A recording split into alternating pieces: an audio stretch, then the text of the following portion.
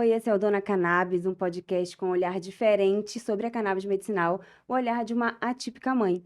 Eu sou Manu Pinheiro e estou aqui para falar diretamente com as famílias atípicas sobre esse tratamento, que a gente sabe que não é barato, tem um custo elevado.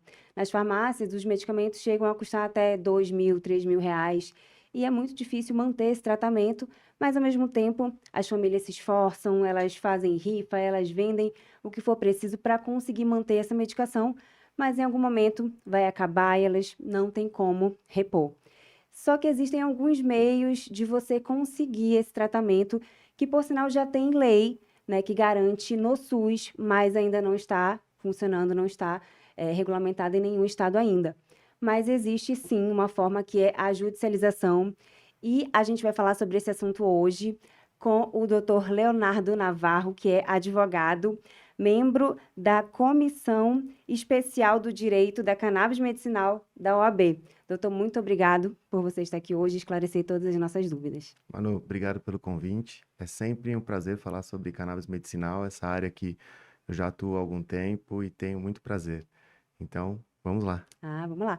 Mas para começar, eu queria saber como é que foi, doutor, assim, o que despertou o seu interesse, né, por esse setor para você começar a atuar no mercado da cannabis medicinal? Na verdade, nosso escritório aqui em São Paulo, sempre atuou com direito à saúde, ou seja, acesso à saúde nas ações judiciais para pacientes que queriam acesso a medicamento, tratamentos, algum tipo de cirurgia, algum tipo de exame especial, mas principalmente nas ações contra as operadoras de saúde. E nós fomos surpreendidos com algumas mães, acho que 2017, 2018, que procuravam ali sim um acesso a tratamento com cannabis medicinal. Algumas queriam acesso ao medicamento, outras queriam acesso à planta Uhum. especificamente para que produzissem o óleo ali para os seus filhos. E aí a gente começou a querer entender um pouquinho tudo que estava em volta desse tratamento. Então nós passamos a entender a demanda dos pacientes, os tipos de produtos, as patologias que estavam sendo utilizadas. E depois também eu comecei a entender um pouquinho sobre essas empresas que, naquele momento, viabilizavam acesso. A gente não tinha autorização no Brasil para ter produto em farmácia e drogaria naquela época. A gente tinha só o acesso eh, via importação Uhum. ou as mães que queriam acesso à planta in natura.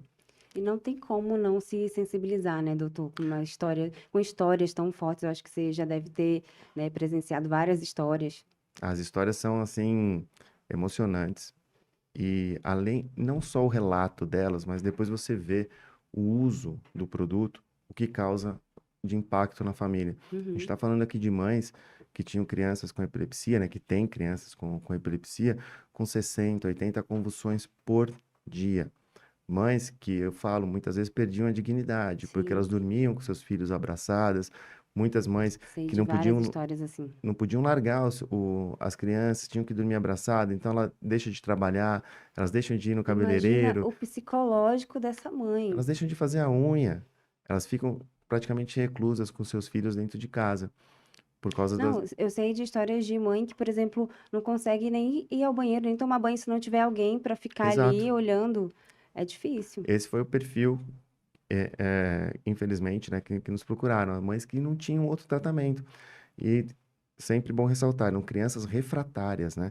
Elas não tinham nenhum benefício com as terapias tidas como comum. Uhum. Né? Nenhum tipo de medicamento, nenhum tipo de terapia medicamentosa surtia o efeito que o produto de cannabis acabava dando para essas crianças. Então, quando as crianças passam a ter acesso ao óleo, e aí independente, né, se é o produto importado ou acesso ao óleo produzido pela própria mãe, elas ganham qualidade de vida, essas crianças ganham saúde e a família acaba tendo outra qualidade de vida, Nossa, com outro certeza, eu sou a ritmo de prova vida. viva disso. Isso aconteceu na minha casa, né? Meu filho é autista nível 2/3, ele tem deficiência intelectual e, assim, a cannabis deu muita qualidade de vida pra gente. A gente consegue, sabe, sair, passear, ir no shopping, restaurante, e, assim, me emociona. Às vezes eu paro e fico olhando, vendo pra ele vivendo, só vivendo, sabe? É muito lindo mesmo. É exatamente isso. E aí a gente, como advogada, né, você não se envolve tanto, mas depois você vê o resultado, essas mães depois todo ano elas mandam um agradecimento, elas mandam mensagem, elas nos acompanham, elas divulgam para as amigas, porque as mães que acabam utilizando, né, os produtos de cannabis, principalmente para os seus filhos, né, elas acabam funcionando como um imã, né? Como Sim. elas atraem outras mães que têm situações parecidas, elas se organizam. É aquela coisa, né? É uma boa notícia que a gente quer espalhar para todo mundo e a gente quer que todo mundo viva aquilo que a gente está vivendo. É Que exatamente é, isso. que é o que as famílias atípicas merecem, né? Agora, doutor, a maioria pensa assim, né? Como eu falei, é um custo alto para quem, por exemplo, ganha um salário mínimo, é, é inviável manter, né, esse tratamento.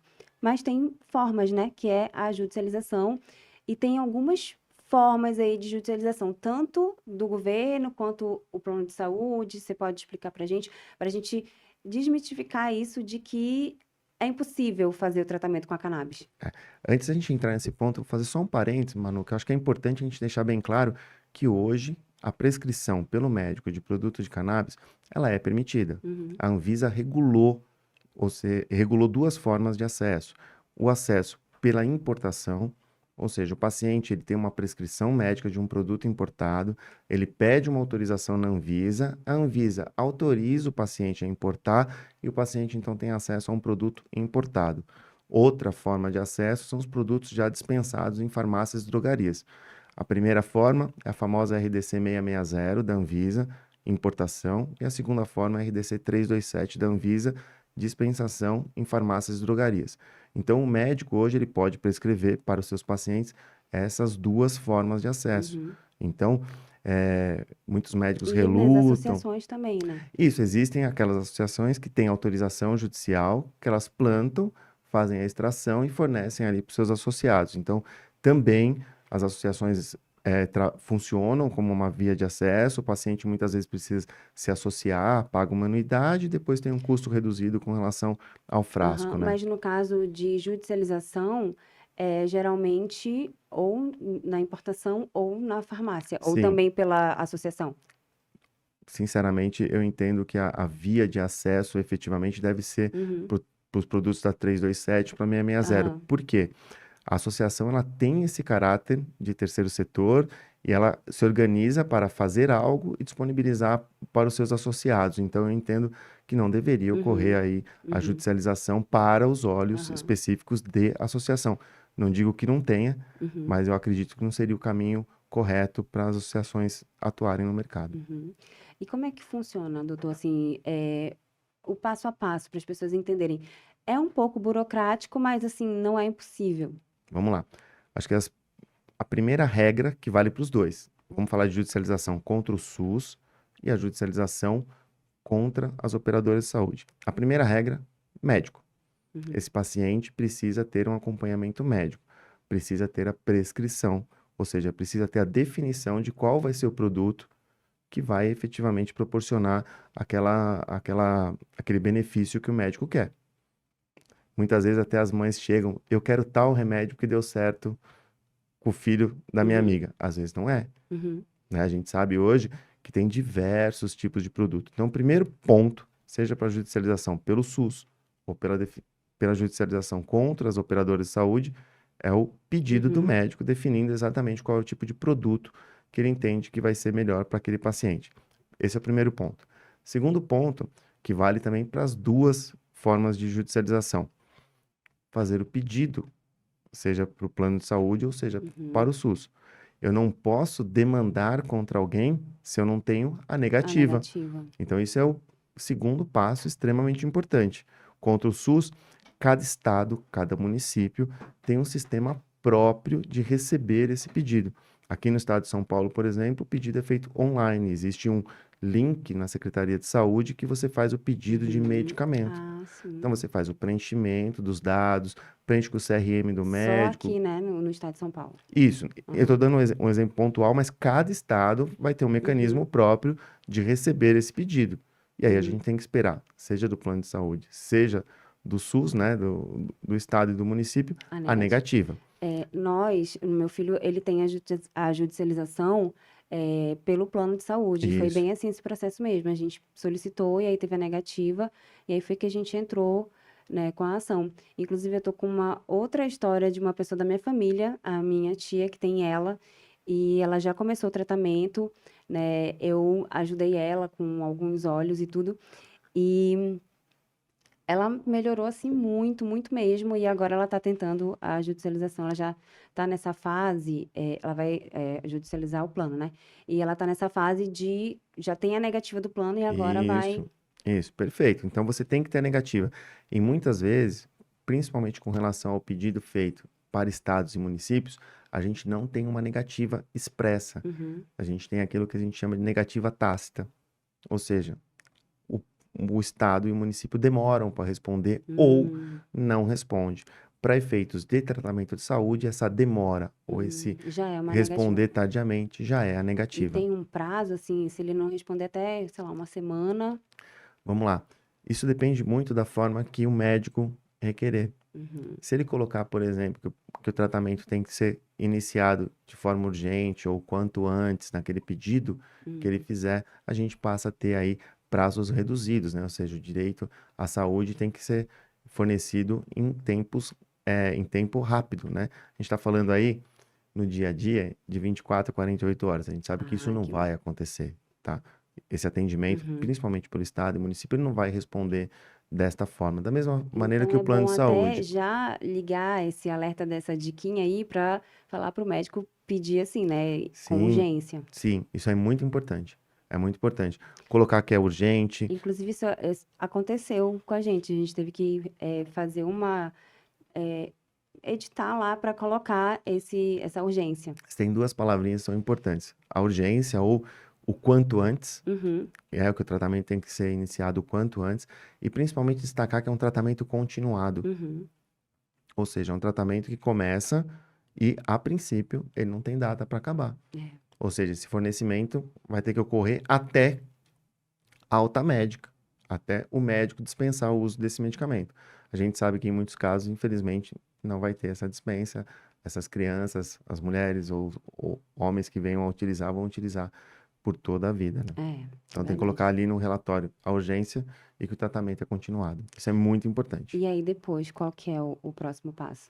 Superou, então, o pedido médico, negativa médica, a negativa da operadora ou do SUS, tem que partir para ação judicial. Na ação judicial, lógico, cada advogado vai ter uma forma de trabalhar, tem ali um padrão que ele gosta de seguir, mas basicamente todos os tratamentos que aquela pessoa venha fazendo, ou seja, muitas vezes você falou do autismo, né? O autismo ele não faz o tratamento medicamentoso de forma isolada, ele faz outras terapias, né? Uhum, Então é importante, por exemplo, trazer um relato da fisioterapeuta, da psicóloga, sim. da neuropediatra, ou seja, A gente teve de todas as esse pessoas que relatório, acompanham o tratamento, falando, olha, esse paciente tinha tal comportamento com o uso do produto de cannabis, apresentou tal melhora. uhum, Isso é importante ter de outros profissionais e o relatório do médico que prescreveu.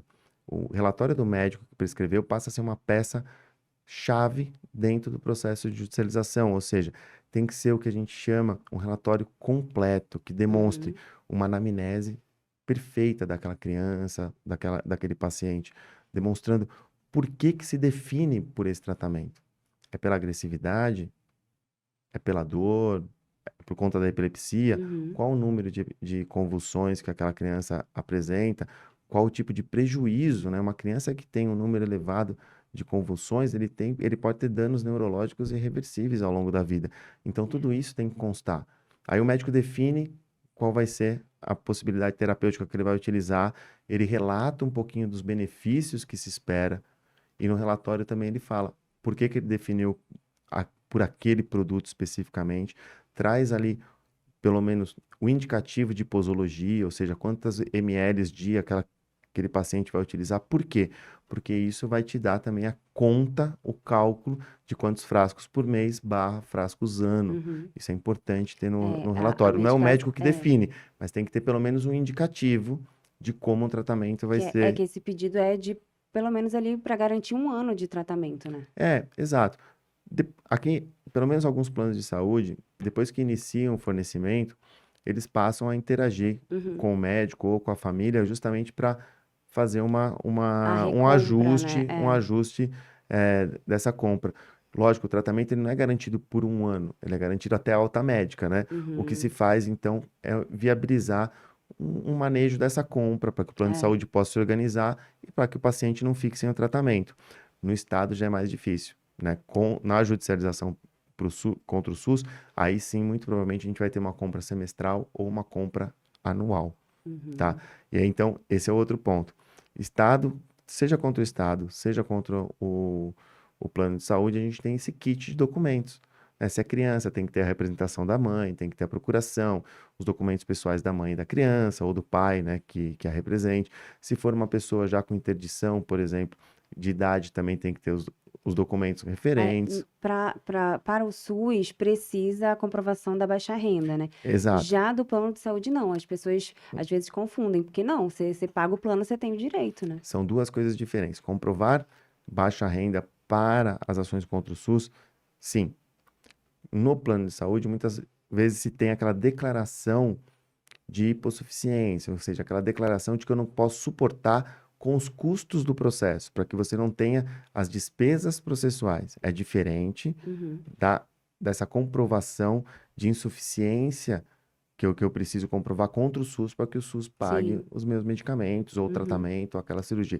São coisas diferentes, são documentos diferentes, são até argumentos jurídicos diferentes, Verdade. tá? Mas, a princípio, então, superada essa questão da documentação, para ação contra o SUS, para ação contra o plano de saúde, vai para o judiciário. A gente tem que verificar se no estado tem vara especializada de saúde, se não tem, aonde eu tenho que protocolar, ou seja, cada advogado aí tem que estar bem consciente, né, naquele estado, naquele município que ele advoga, onde deve ser a propositura daquela ação. Tem, aqui no estado de São Paulo, mesmo que envolva eh, crianças, é sempre na vara civil normal. Em alguns estados, pedem que a judicialização seja impulsionada nas varas da criança e adolescência, Uhum. sabe? Então, tem estados que têm características específicas, tá? Aqui em São Paulo, que é um estado que a gente mais advoga, as ações envolvendo crianças representadas pelas mães ou pelos pais são sempre na vara civil contra o plano de saúde, tá? Contra o SUS, aqui em São Paulo, vara da Fazenda Pública. E leva quanto tempo, mais ou menos? Demora muito aqui? Porque no nosso caso, eu até achei que não demorou tanto, assim, foi uns 2 meses, assim, pra gente conseguir. Vamos lá, Manu. São duas coisas também que às vezes se confundem. Quando eu tenho a determinação judicial para que o plano de saúde ou para que o SUS forneça e quando efetivamente eu recebo. Então, Uhum. É. são dois marcos diferentes e que não se confundem. Tem gente que fala, nossa, mas demorou um ano. Mas tá, mas quando foi a decisão? É isso que a gente tem que entender, tá? Uhum. O relatório Isso. médico, como eu te falei, é a peça-chave de toda essa estrutura. Geralmente, no SUS demora mais, né, doutor? Eu já vi casos realmente de até quase um ano para conseguir, mas consegue. E eu sempre falo uma coisa: o tempo vai passar de qualquer jeito, né? Os dias, os meses vão passar. Então, se você der início, amanhã já vai faltar menos tempo, né? Tem que fazer. Tem que fazer. Tem que fazer. Precisa ser feito. E aí, uma coisa que eu ressalto muito: sempre procure um advogado que trabalhe nessa área. Sim. E não é trabalhe nessa área de cannabis, não é isso. É que tenha expertise em atuar de ações para fornecimento de medicamento. Ou seja, um advogado que saiba trabalhar com acesso à saúde, Uhum. que tenha Direito da expertise saúde, né? de advogar contra o SUS, que tenha expertise de advogar contra as Porque operadoras de acaba saúde. que vai poupar tempo aí, né? Poupa tempo e ele sabe o que tem que ser feito. É. Sabe, tem casos recentes, muitas vezes a gente recebe no escritório consulta de pacientes que falam, nossa, mas está demorando muito. Eu não sei o que o advogado fez de errado. Não sou eu que vou falar o Uhum. que ele fez de errado ou não, mas a gente percebe que não possui expertise para se chegar no cumprimento da decisão. É. Por Às exemplo, vezes é um advogado assim que, é amigo da família, alguém da família. exato, exato. Então isso é importante, sabe? Quando você for É, definir por qual advogado vai patrocinar essa causa para você, vai te representar, e não só na área da saúde, né? Se é no divórcio, é, pegue alguém que é. seja especializado em direito de família. Se você vai ter uma ação, por exemplo, contra o banco, veja um advogado que tenha expertise em direito bancário. Isso é importante hoje. É que nem as especialidades médicas, né? Perfeito, é Você exatamente não vai isso. procurar um cardiologista se você tiver com um problema na coluna, né? Eu te dou um exemplo muito claro. Esses dias uma paciente nos procurou porque, nossa, já faz mais de 20 dias que eu tive a determinação para uma cirurgia, a cirurgia era urgente, e até hoje o plano de saúde não cumpriu. Eu fiz uma consulta no processo e o advogado que estava patrocinando essa ação para ela, que estava representando, simplesmente não levou o ofício que foi expedido pelo fórum para protocolar no plano de saúde. Ou seja, então o plano de saúde nem sabia que ela tinha uma Eita. ação judicial, que deveria cumprir uma determinação judicial. Ou seja, isso, para quem trabalha na área da saúde, é a primeira coisa que a gente faz. Saiu a decisão, imprimo, vou pessoalmente ou envio o motoboy do escritório para fazer o protocolo Uhum. da decisão. Porque é com a data do protocolo que inicia o prazo que o Sim. juiz determinou. Então, É. isso é muito importante. Essa dinâmica tem que ser feita. Então, respondendo a tua pergunta, quanto tempo demora? Primeiro, se a ação tiver perfeita, com todos os requisitos com relação à documentação e principalmente com relação à urgência, eu volto no relatório médico. É importante o relatório médico que tiver no processo fale da urgência, quando esse tratamento precisa ser utilizado, Uhum. que ele não pode ser interrompido e que ele é continuado. Com base nisso, o juiz vai analisar e vai falar: olha, determino que o fornecimento se dê em 48 horas ou se dê imediatamente. O juiz vai mensurar ali dentro do processo qual o prazo para aquele tratamento iniciar. Tratamentos urgentes, sempre é determinada uma ordem de cumprimento de 48 horas no máximo. A gente sabe, só quem atua na área, a gente sabe que é impossível, né, para um plano de saúde, ainda que se tenha uma gestão competente, fazer uma cotação e uma compra em larga escala em 48 horas. O que importa disso é a comprovação que iniciou, pelo menos, o processo de compra, Uhum. né? O advogado tem como acompanhar isso, saber se o plano de saúde fez o contato com a distribuidora do medicamento, fez uma cotação, É. fez o contato com o médico. É possível saber isso, tá? E contra o SUS é mais difícil. É. Lógico, é mais difícil. A gente está falando de um sistema que vai ter que parar para incluir algo que não faz parte do rol de medicamentos. Isso é uma situação importante que a gente precisa Uhum. entender.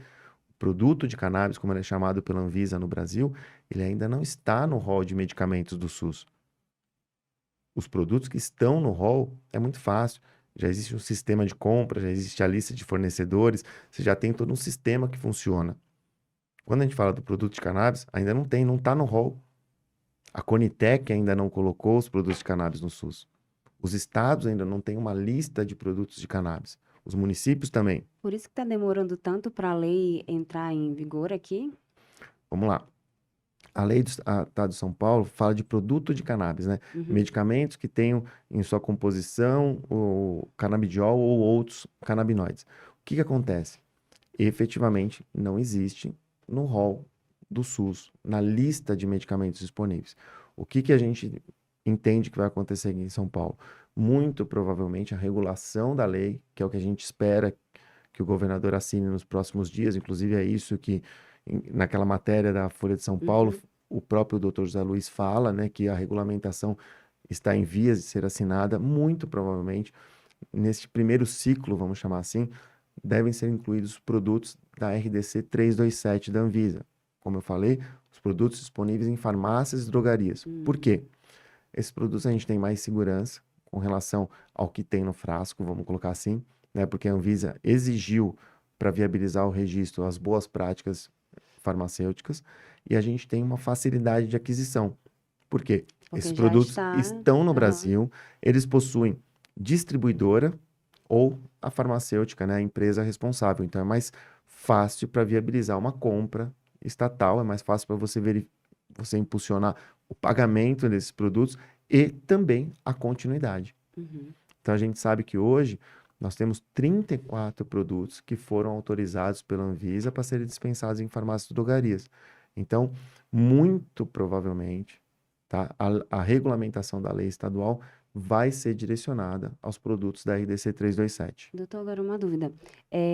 Essa lei, ela contempla, acho que 3 patologias somente, né? Sim, O autismo não entrou, dor crônica e tudo mais. Eh, Tem algum meio jurídico de pedir esse fornecimento para essas patologias que não estão? A judicialização. Sim. Não vai ter Então, jeito. continua na mesma, né? Continua o relatório médico e principalmente agora para as outras patologias, o relatório médico com muita certeza vai ser exigido pelo judiciário, vai precisar vir muito bem embasado. Quando eu falo Uhum. embasado é artigos técnicos, casos clínicos. O médico vai ter que fornecer para o advogado aí um arsenal, né, de documentos que justificam, inclusive, que ele faça aquela prescrição, Uhum. tá? O ponto importante que a gente tem deste grupo de trabalho aqui no estado de São Paulo é o comprometimento dele não ser encerrado. Ou seja, continua a discussão sobre dor crônica e Uhum. continua a discussão sobre o autismo, tá? A gente sabe, por exemplo, que em Israel o autismo era uma prescrição compassiva do produto de cannabis, mas em janeiro desse ano passou a ser primeira opção terapêutica, o produto de cannabis. Nossa, maravilha. Então, por que Israel mudou esse entendimento? Então, o médico que estiver prescrevendo para o autismo hoje tem que ir atrás. Ele tem que estar com esse estudo que baseou essa alteração da forma de prescrição do autismo em Israel, que hoje passa a ser primeira opção É, terapêutica. mas já tem vários estudos, assim, e já tem, assim, está crescendo o número de médicos prescritores também, estão se especializando, né? Esse é o ponto importante. Hoje, até eu fui questionado e venho sendo questionado, mas para quantas patologias? Calma. Se o produto de cannabis ele tem por objetivo a homeostase no corpo, ou seja, trazer essa tranquilidade para o corpo, muito Você já até provavelmente. aprendeu sobre cannabis, né, doutor? Ah, não. Hoje eu diria que a nossa atuação dentro do escritório, 95% é cannabis. Nossa. Aí não tem como Não, e não como saber, né? eu já sempre tive muito contato, eu faço assessoria para médicos também, a gente faz Hum, toda a parte de compliance de consultórios médicos, então a gente passou a ter essa função também, orientar o médico, né, como prescrever, de que forma, documentos que ele precisa nossa, ter, legal. o embasamento que ele precisa fornecer até para o paciente. Uhum, Por quê? O primeiro movimento com relação a cannabis, Manu, é o paciente indo atrás. uhum. A gente sabe que isso foi predominante. De 2 anos para cá, o médico hoje já incorporou, os médicos que têm conhecimento incorporam nas suas possibilidades terapêuticas o produto de cannabis. Só que aí, por outro lado, a gente vai ter pacientes que nunca ouviram falar disso. Nós estamos no Brasil, né? 215 É, milhões de pessoas. O conhecimento que eu tenho, que você tem, não é replicado de uma forma fácil, com certeza. né? Esses dias uma pessoa até falou que ela estava no Uber falando sobre dados de cannabis. Aí o Uber falou assim: moça, pera lá, do que você está falando? Ah, de cannabis. Não, pera lá, não sabia disso. Vou pesquisar aqui para saber. Então, tem muita Exatamente gente que isso. não sabe. Agora, imagina uma situação corriqueira, um geriatra ou um neuro prescrevendo para alguém que nunca escutou falar da possibilidade terapêutica que o produto de cannabis oferece. Então ele vai ter também ali uma barreira Uhum. com o paciente e o médico tem que superar. Se ele quer aquele paciente aceite aquela prescrição, ele tem que superar. Como ele supera? Demonstrando. É. Ele tem que mostrar para o paciente hoje, é o famoso consentimento do paciente. O paciente tem que ser informado com relação ao tratamento que ele vai ser submetido. Então hoje a gente passa a ter médicos que estão atuando melhor, atuando com mais consciência e tentando algumas possibilidades terapêuticas. Então a gente passa a ter o uso para o Parkinson, para o Alzheimer, para outras doenças neurodegenerativas, para dor crônica, endometriose, Crohn, fibromialgia, né? Então a É gente passa a ter uma vasta diversas gama de patologias. patologias. Em algumas pode dar certo, pode. O tratamento às vezes para mim na insônia pode dar certo, para você não. Vai É depender. muito individual e, assim, por isso que Exato. precisa ter o acompanhamento médico, e também, ter um pouco de paciência, porque às vezes é a dose, às O vezes é produto, é o produto, o canabinoide, né, que você está usando. Então, assim, tem um pouco de paciência, né. isso, até os produtos que estão disponíveis nas farmácias e drogarias, cada um tem uma composição. Uhum. Tem aqueles até 0,2 de THC, tem o canabidiol isolado, né? Tem full spectrum até 0,2, tem canabidiol isolado, tem alguns chegando agora já com, com um percentual de THC acima de 0,3. A gente tem notícia que outras empresas estão pleiteando aí quase o famoso 1 para 1, mas como a Anvisa determina, é predominante CBD, então, mas com certeza a gente vai ter produtos aí com um percentual maior de THC daqui para frente, ou seja, o médico também vai precisar entender qual produto prescrever, Sim. e isso é importante. Então, a gente está um mercado que está se regulando agora, Manu. Então, a gente tem a parte regulatória em andamento. Discussão na Anvisa, discussão no Poder Legislativo, no Executivo. A gente tem diversas frentes de discussão pública. Só que a gente tem também as discussões privadas, que é os médicos sendo capacitados. Uhum. Cursos, mentorias, os médicos procurando, às vezes, informação fora do Brasil, mas existe sim uma dificuldade para definição de produto, tá? Sim. Porque o produto, muito provavelmente, que está sendo utilizado em Israel, tenha diferenças com aquele que está sendo disponibilizado aqui no Brasil, Ai, com sabe? Então, certeza tem. precisa ter entendimento com relação a isso. A gente tem formas de produção diferentes. Nos Estados Unidos, os produtos, a grande maioria dos produtos dos Estados Unidos são classificados como suplementos alimentares. Isso é Então, verdade. são outras normas de produção, E você pode comprar até no supermercado, você encontra. na Europa a mesma coisa. Na Europa, a venda de produtos de cânhamo industrial, como se fala lá, ela é liberada. Então, eu entro numa cafeteria ou numa hemp shop, que hoje nós temos em Portugal e na Espanha, você vai encontrar o produto. Só que lá não pode ter indicação terapêutica. Você compra como suplemento alimentar. Você não, o vendedor daquela loja não pode falar, não, esse é bom para dor de cabeça.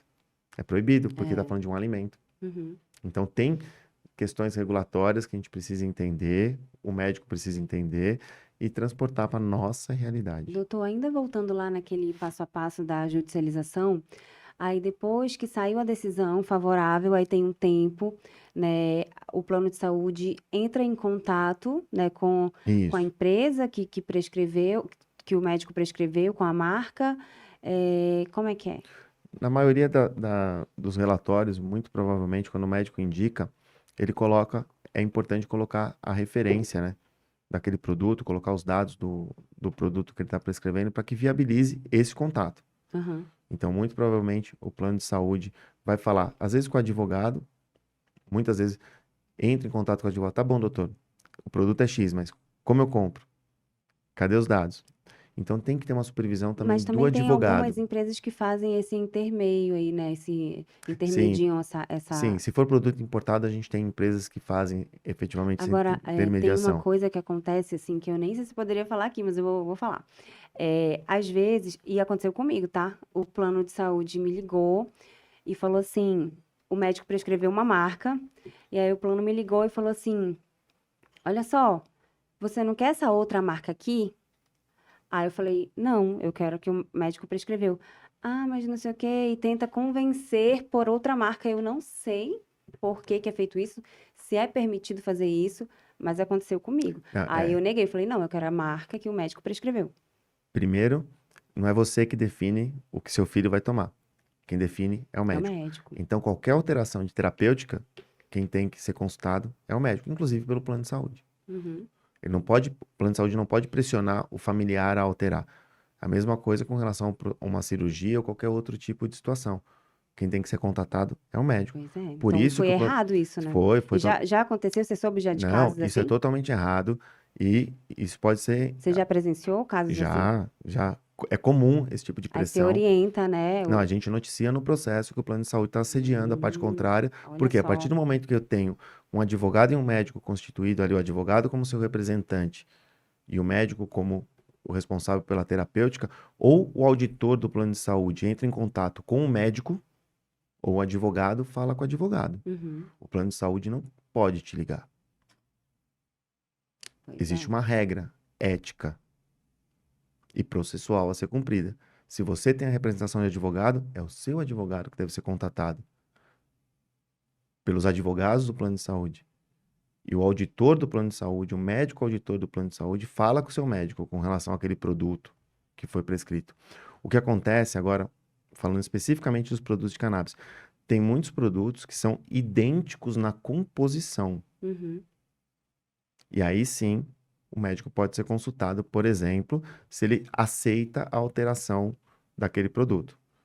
Isso o médico pode aceitar ou ele pode justificar o porquê daquele produto que ele Só indicou. que nesse caso, o produto que eles estavam me oferecendo era Era até mais, e diferente. era mais caro. Poderia, eu não sei se era a mesma composição, mas era mais caro. Mas são dois pontos que a gente precisa entender. Vamos sair do preço, Uhum, tá? Não vamos entrar na questão preço. Mas o primeiro ponto é, o produto que ele veio, ou o auditor, né? Se a gente pensasse numa forma de comunicação correta, o auditor do plano de saúde pode falar com o médico falando o seguinte: doutor, o senhor prescreveu este produto. Nós já temos um processo de compra, por causa de outros processos, deste produto. uhum, É a mesma composição. O senhor aceita a troca? O médico pode aceitar, desde que uhum. seja a mesma composição. Entendi. Isso é possível. O que não pode ocorrer é a insistência, por exemplo, de uma prescrição full spectrum para um isolado, ou para outro tipo.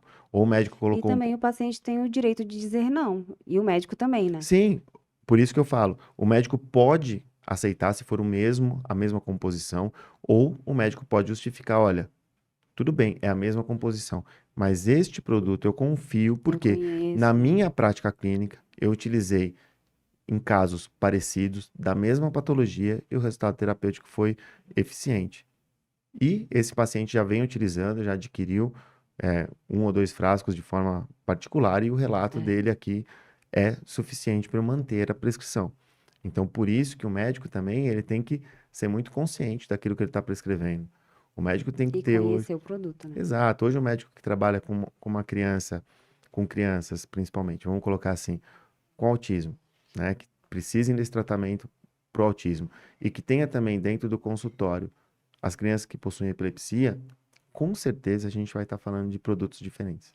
É, verdade. Então não é o mesmo produto, eventualmente a mesma marca, mas a composição muito provavelmente diferente. Doutor, só para a gente explicar para quem está assistindo, assim, então qual é a diferença, por exemplo, se a pessoa tem plano de saúde, qual a diferença entre judicializar o SUS e o plano de saúde? Seria o tempo, a Isso, documentação? não, a documentação é basicamente a mesma, tirando a questão da, da declaração de pobreza. Para plano de saúde, ela vale para efeitos de pagamento de custas judiciais, mas dentro do processo contra o SUS é para provar a hipossuficiência, Uhum, né? Ou seja, aquele pedido de gratuidade para que ela tenha o fornecimento e se enquadre no rol de requisitos das ações contra o SUS. Saiu a liminar, Manu. Nos dois lados, nas duas ações, eu preciso diligenciar para que essa liminar seja cumprida dentro do prazo que o juiz estipulou, ou pelo menos que seja demonstrado que o processo de compra iniciou. Vamos imaginar um processo de compra que se inicia dentro do prazo e aquele produto não tem no mercado, está em falta. O uhum. plano de saúde tem que justificar isso. E o advogado que está defendendo o interesse daquele paciente tem que estar em cima. Mas são processos diferentes. O plano de saúde eu vou ter mais acesso com relação à compra. No SUS eu não vou ter tanto acesso, mas eu consigo acompanhar, tá? Mas eu preciso acompanhar, o advogado precisa estar atento justamente para poder noticiar para o juiz e, se for o caso, o juiz até impor multa pelo descumprimento daquela decisão. Tem casos aqui que a gente sabe que o juiz impõe uma multa, os planos de saúde continuam sem cumprir a decisão, e aí o juiz simplesmente faz um bloqueio judicial e utiliza esse valor para pagamento, então, do tratamento. Isso é muito comum Doutor, acontecer. só um parêntese, assim, saído um pouquinho da cannabis, mas ainda nesse universo, né, de patologias e terapias, é, tem acontecido bastante, acho que você deve estar sabendo, que uma operadora de saúde não está efetuando pagamento das terapias de várias crianças autistas, acho que no Brasil inteiro. Por reembolso? É, Sim, e não está pagando, as crianças estão ficando sem terapia. Nesse caso, como é que obriga? tem que judicializar. Essa Mas questão se que já você está judicializado, se ela já está sabendo que tem que pagar e não paga, tem que comunicar o descumprimento judicial.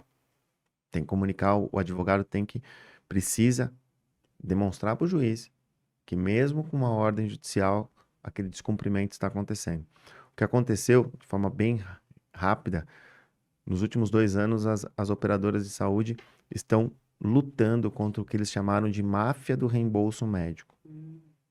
Então, existem sim situações e que estavam lesando as operadoras. E eu não defendo operadora de saúde, mas pelo acesso que a gente teve, pelas notícias que nós lemos e até por dados que nós confrontamos, realmente existiam casos de reembolso de terapias direcionadas a autistas ou outras terapias que tinham fortes indícios de lesão aos operadores de saúde, fraude, principalmente aí fraude, seja com relação a valor, seja com relação a número de sessões, então existiam indícios ali. Então, as operadoras lançaram, no começo desse ano, um relatório sobre essas fraudes do reembolso e passaram a fazer algumas exigências. E aqui eu não quero entrar no detalhe se essas exigências são ou não legais, tá? A princípio, a maioria delas são ilegais, tá? Ok. Eles pedem De um tudo. comprovante de transferência de Comprovante de pagamento. pagamento, depois um relatório médico que justifique, até para exames, isso a gente tem observado isso.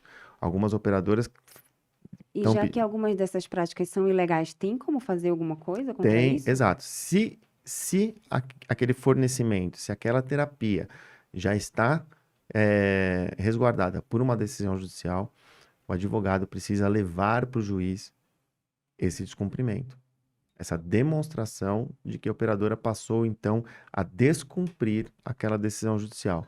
E o juiz vai determinar, eventualmente, que volte ao tratamento imediatamente. Se não voltar, multa. E se não voltar, Nesse bloqueio. caso, por exemplo, da exigência do comprovante da transferência, se a pessoa se negar a enviar, Essa exigência, ela é ilegal. é ilegal? Ela é ilegal, tá? Ela é ilegal.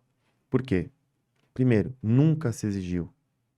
Desde 96, com a Lei dos Planos de Saúde e de acordo com a regulação da própria ANS, o documento que comprova o direito do reembolso é a A nota nota fiscal. fiscal Nossa, olha ou, só, muito ou o importante. E recibo do o médico. que que o paciente pode fazer para fazer isso cessar? Ele pode viabilizar uma reclamação na ANS, Hum, famosa abertura de NIP, tá?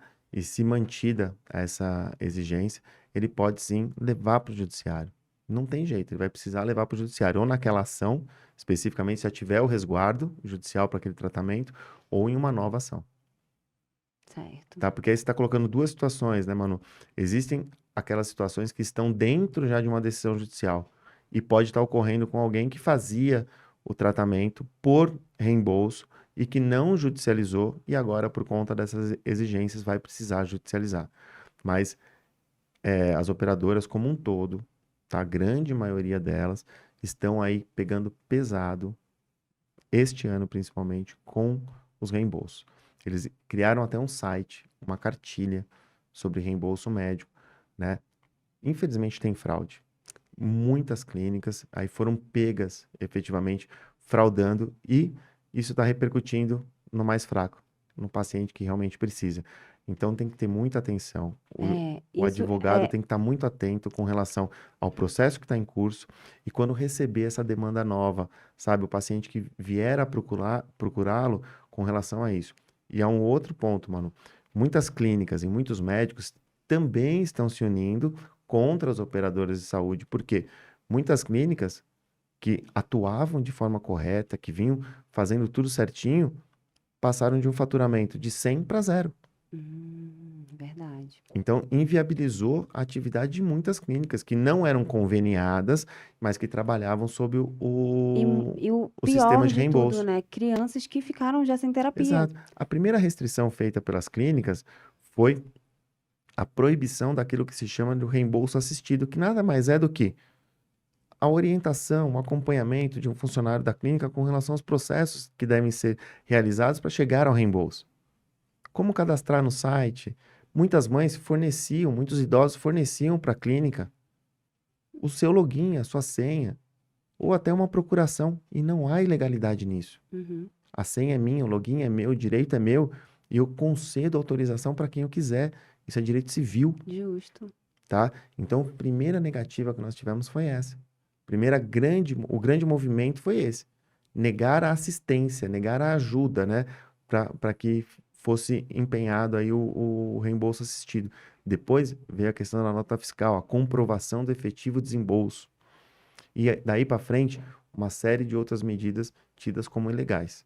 Dá um papo por umas 5 horas, Manu. É verdade. Mas quem está tendo qualquer tipo de prejuízo com relação ao reembolso, tanto o médico pode atuar contra isso, contra a operadora de saúde, como o paciente que passar a ter prejuízo também. E vocês, doutor, no caso, o seu escritório atende também esses casos de liminar de terapia, de Sim, intensivo de sim. terapia? Como eu falei no comecinho, né? O escritório ele trabalhava com isso. E aí a terapêutica da cannabis veio Uhum. pelos pacientes. E aí a gente passou a entender. Então, Integrou, acesso, né? acesso a exames, cirurgias, E é bom a terapias. gente falar sobre isso também, deixar claro para as pessoas que não é. Claro, muitos estão sabendo agora que podem judicializar o tratamento com a cannabis, mas não só o tratamento com a cannabis, outro tratamento que você esteja precisando também, né, doutor? Sim, sim, Inclusive as terapias. sim, sim. Terapias. Por exemplo, quando a gente fala do autismo, nós temos a famosa terapia ABA. É um Sim. método, né? Existem outros métodos também que são muito utilizados com relação ao tratamento para quem tem o transtorno, né? Que tem resultado e que precisam ser judicializados para que o plano de saúde forneça. Porque muitas vezes ou não está no rol, o nosso famoso rol da ANS, né? O ABA aconteceu dessa forma. Quando Uhum. o ABA passou a ser muito utilizado no Brasil, ele não estava no rol de procedimentos obrigatórios da ANS, dos planos de saúde. Então, existia uma negativa falando, não está no rol, eu não vou fornecer. E aí, as pessoas buscaram a judicialização. É o que está acontecendo agora com a cannabis, né? O tratamento com o canabidiol não estava no rol da ANS. E não está ainda. Não sei por quanto tempo ele vai ficar fora. Enquanto isso, se tiver a negativa, a judicialização. Uhum. É um meio, é uma forma. Doutor, voltando a falar um pouco da cannabis, Vamos lá agora. a gente tem a informação que saiu recentemente dos gastos do governo com o tratamento, né, da cannabis. Só no primeiro semestre desse ano foi gasto com a compra de cannabis medicinal cerca de 41 milhões de reais, né, a nível Brasil. E no ano todo, de 2022, ano passado, foi 53 milhões, ou seja, já gastou 77% do que gastou ano passado. E aí tem um número ainda maior que desde 2015, quando tudo começou, Sim. já foram gastos 165 milhões de reais. Assim, é uma boa notícia porque mais pessoas estão tendo acesso ao tratamento, mas sempre fico me perguntando, será que isso pode dar algum problema? Em saúde, esses números não me assustam. Em momento nenhum. Para Porque eu fico quem. pensando, será que vai chegar um momento que eles vão falar assim, não, não vou mais, não quero mais, tá muito É, caro. vamos pontuar assim, mano. Esse número não me assusta. Falando de tratamento em saúde, ele não me assusta nem essa progressão. Por Uhum, quê? Quanto maior o número de médicos que detenham o conhecimento e quanto maior o número de patologias que podem ser tratadas, com certeza o número de pacientes vai aumentar. E aí a judicialização vai aumentar, uhum. seja contra o plano de saúde, seja contra o SUS. Isso é fato. Então, o número não me assusta. O que me assusta é se dentro desse número existirem fraudes. Isto é perigoso. Por exemplo, os planos de saúde, eles possuem uma federação, que é a FenaSaúde. A FenaSaúde, ela investiga fraudes contra plano de saúde, é uma das funções. Então, se dentro desses números nós tivermos a identificação de fraude, aí a gente passa a ter um problema enorme. Tá? Mas o número crescente não me assusta. Com relação ao Estado, da mesma forma, se dentro das compras realizadas pelo Estado são compras públicas, dinheiro público, se o Ministério Público aí também identificar fraude, aí sim a gente passa a ter um problema. Agora, se forem compras regulares para atendimento efetivo de pacientes, eu não vejo problema e os números não me Com assustam. a lei da cannabis no SUS, eu acho que isso tende a melhorar, pode baixar esses custos. Tende, e esse é o ponto que eu ia destacar agora. Isso demonstra que a judicialização sai cara para o Estado. Por quê? Uhum, Tanto para o Estado, tanto para o plano de saúde. Mas por quê? Principalmente pelo Estado. Ele não tem compra, ele não tem prazo, desculpa, para realizar um processo de compra regular. Ou seja, edital, habilitação de empresas e compra. ou seja, compra no melhor preço. Uhum. Quando vem uma ordem judicial, já está definida a marca, a quantidade e o prazo. O Estado simplesmente entra em contato e desembolsa. Tem que acatar, né? Se eu tenho um fluxo, um processo de compra de produtos de cannabis para serem incorporados na farmácia de alto custo do Estado, eu passo a ter força na compra, para negociação. Então, com certeza, eu teria aí uma redução do custo que o Estado hoje arca. De quantos por cento? Eu não sei. Mas com certeza o Estado teria uma melhor possibilidade de negociação, ele manteria produtos em estoque e forneceria da mesma forma que ele fornece centenas de outros medicamentos hoje. Hoje, aqui no estado de São Paulo, a farmácia de alto custo funciona com uma regularidade tremenda. Você recebe a data e a hora para ir até a farmácia de alto custo para retirar o seu medicamento. Nossa, legal. Então, tem todo um sistema de cadastramento, você recebe, para não ter erro, não é nem pelo WhatsApp, você recebe pelo SMS ainda, né, porque não depende tanto da internet, né, É. o SMS. Você recebe a informação, olha, compareça tal dia para retirar o seu medicamento. Então, se a gente conseguir incluir o produto de cannabis efetivamente na farmácia pública, né, na farmácia de alto custo do Estado, com certeza o Estado teria uma chance melhor de negociação, ele poderia gerenciar o seu estoque de uma maneira melhor e com certeza isso reduziria o custo para aquisição desse produto. Inclusive, esse foi o principal argumento utilizado pela Assembleia Legislativa durante a tramitação do projeto de lei. Projeto de lei 1180, né? Eu tive a honra de participar de todo esse processo das audiências públicas e agora também da frente parlamentar. Então, esse é um argumento muito forte dos deputados. Olha, Estado, Poder Executivo, Secretaria de Saúde está gastando muito. Dá para reduzir o custo comprando de uma forma regular, ou seja, comprando de acordo com o que a norma do Estado determina que sejam feitas compras, por licitação, por tomada de preço, não por imposição judicial. É, Então, a agora. tendência é, entrando na farmácia de alto custo, o Estado com certeza vai ter uma redução de custo com o produto de cannabis. E por que essa demora toda para essa lei começar a vigorar? Isso que. Essa é uma discussão, eu diria assim, é a discussão acadêmica contra os fatos. É isso que a gente presencia no grupo de trabalho do Estado que está objetivando aí regular quais patologias e a forma de acesso. É a academia médica brigando contra os fatos. É uma briga que o médico teria 5 horas de argumento e nós teríamos aqui 10, Hum, ou até mais. Mas é isso. Os médicos que estão ali, em nome da Secretaria de Saúde, eles querem o que se chama de estudos científicos randomizados, que a gente sabe muito bem que ainda nós não temos o suficiente com relação aos produtos de cannabis. Nós temos hoje práticas clínicas, artigos acadêmicos, alguns artigos científicos, mas não artigo técnico randomizado. Mas por quê, Manu? Não é culpa do paciente nem culpa da indústria. Os produtos de cannabis passaram a ser padronizados agora. Não Mas não significa que não tem são nenhum eficazes. no mundo inteiro, gente. Não, existem alguns, Então. mas não para todas as patologias. E as principais patologias são as 3 que foram reguladas. Por isso que eles. Na verdade, assim, não exatamente as principais, né? Porque, assim, o maior número de pacientes é dor crônica, autistas também, tem um número maior do que, por exemplo, das patologias que estão. Das 3 patologias É, que são para que o seu é, podcast, como a gente fala, quem acompanha o podcast, ele é o quê? acho que é, O seu ouvinte? Mas, esse,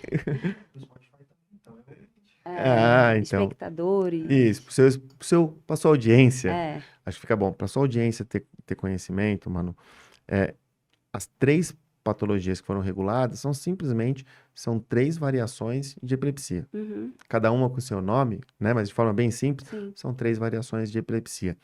Esses estudos já existem, já estão consolidados, né? O canabidiol age sim de uma sim. forma a reduzir barra cessar as crises epiléticas nessas 3 patologias. Então, isso conferiu muita segurança para a Secretaria de Saúde, então, direcionar para essas 3 patologias. Dor. Dor, quantas dores crônicas nós temos. Fibromialgia, Crohn, endometriose, dor nas costas, dor articular, são dores crônicas. E a definição de dor crônica, espero que eu não erre, mas são 30 dias sem nenhum tipo de melhora, usando alguma terapêutica. Né? Aquela dor se mantém para ser classificada como dor crônica. Eu não lembro se são 30 ou 60 dias. Eu li um estudo esses dias porque eu precisei para um processo. Mas é isso. Então, quantas a gente teria? Da mesma forma, o autismo. O autismo, o próprio Dr. Vinícius, nas audiências públicas da Assembleia Legislativa, ele deixa absolutamente claro. As terapêuticas tradicionais que são utilizadas hoje para o autismo, medicamentosa, elas não nasceram para o autismo.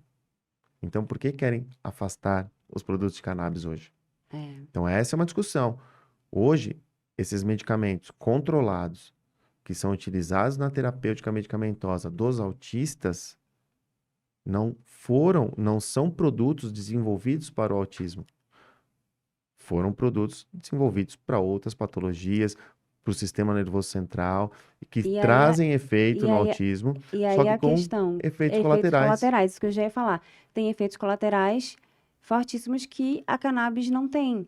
Ou seja, Esse é um ponto onde que importantíssimo. está esse perigo enorme que as pessoas pensam que existe na cannabis, entendeu? Exatamente. E até eu acho importante, acho que o vídeo do Dr. Vinícius na frente parlamentar, de 20 minutos, muito, muito curto e acho que muito objetivo, ele traz exatamente isso. Ele demonstra quais são as principais terapêuticas utilizadas pelos médicos hoje para tratamento do autista, tá? Para tratamento do transtorno e que não nasceram, elas não foram desenvolvidas para o autismo. O autismo tem características que nem todas foram estudadas até hoje. É um espectro, né? E assim, e é Exato, diferente em cada indivíduo. exato. Então, aquela terapêutica também pode dar certo para mim, pode dar errado para o seu filho, né? E por que a cannabis que vem trazendo benefícios, pelo menos para um grande número de autistas, muitos deles não desmamam dos outros medicamentos, mas reduzem a dose. Alguns conseguem, Alguns né? conseguem, O meu outros. filho só usa cannabis Olha hoje. só, eu tenho conhecimento de outros, mas como eu tenho conhecimento também de alguns que passaram a utilizar, fizeram desmames de muitos medicamentos, mas ainda restam pequenas doses. Uhum, Que o médico talvez não queira tirar por segurança, muitas vezes a mãe também tem medo, uhum. tá? Mas se chega a uma melhora na qualidade de vida. Isso. Esse é o ponto que tem que ser observado, tá? Mas para isso, Manu, por outro lado, eu defendo também o desenvolvimento de tecnologia dos produtos. Eu acho que a gente está, apesar de a gente ter essa discussão presente há mais de 10 anos, com as mães de 2013, 2014, né, que se empenharam aí nas primeiras importações, a gente sabe toda a dinâmica que elas tiveram também, e que acabou impulsionando muitas das discussões que nós temos hoje. O Brasil é neófito, vamos colocar assim, na discussão efetivamente dos produtos de cannabis. Então nós temos uma discussão que está em andamento e muito boa, muito crescente, muito técnica, mas nós precisamos também de um maior número de produtos, maior tecnologia nos produtos, padronização. Para quê? Para que a gente saiba efetivamente para que é aquele produto, qual é a dose. Apesar de ter uma individualidade, mas o produto em si, E eu preciso conhecimento melhorar a também, né? qualidade, né? Ambientes como esse aqui, é muito importante também a gente propagar informação sobre cannabis, né? Manu, podcasts como o seu são essenciais, principalmente para as mães, né? Falar para as mães, falar para o paciente. Ainda que a gente não consiga explorar de forma técnica muita coisa, mas a informação chega.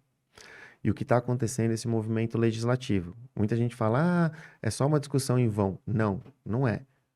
Quando uma Assembleia Legislativa Estadual ou como uma Câmara Municipal coloca no seu portal que vai ter uma discussão, vai ter uma audiência pública sobre cannabis, isso gera uma repercussão social. Pessoas que estão ali próximas àquele órgão, né, a Assembleia Legislativa ou a Câmara Municipal, vão entrar, vão querer saber o que é, vão querer entender É. o que é.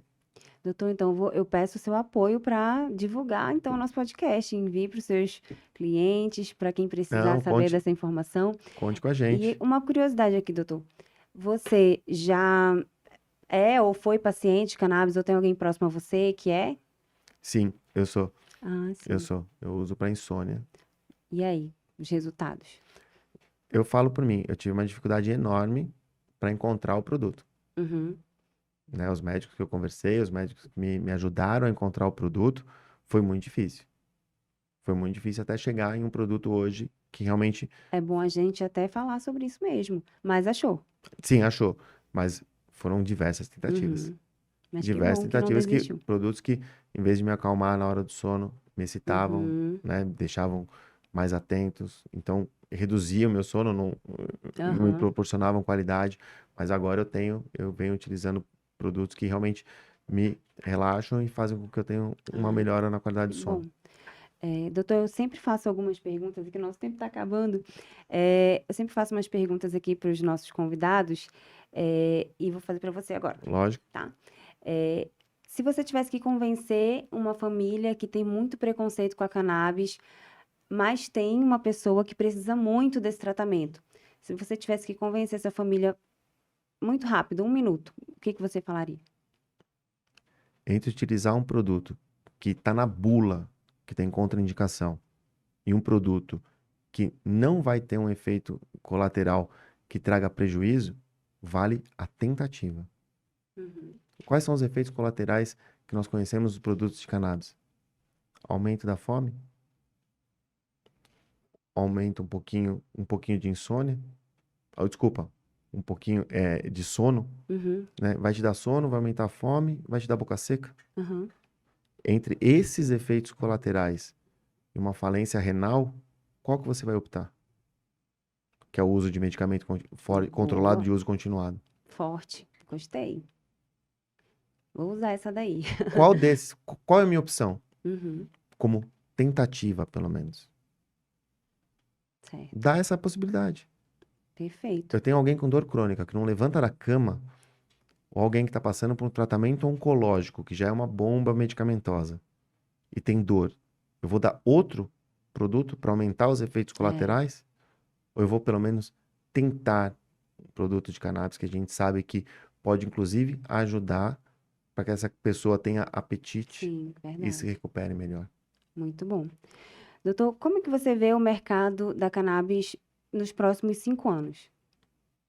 Se a gente tiver, desculpa, se a gente continuar com capacitação médica e o investimento das empresas com relação a produtos, só vejo crescimento. Só vejo crescimento. Quando a gente fala com as empresas, elas têm crescimento anual no Brasil perto de 200%. Qual o mercado que hoje apresenta esse índice? Nenhum. Verdade. Mas assim, é 200%, ela vendia um produto e hoje vende três, tá? Uhum, É isso, não é um crescimento efetivamente em números, mas a gente vê uma proporção de atendimento pelas empresas muito grande. uhum. Então, eu só vejo crescimento, mas a gente precisa de muita capacitação médica. O médico ainda é o principal elo de toda essa corrente. Justíssimo. Doutor, cannabis é droga ou remédio? Cannabis é qualidade de vida. Ó, gostei. Ninguém respondeu essa assim. Gostei, diferente.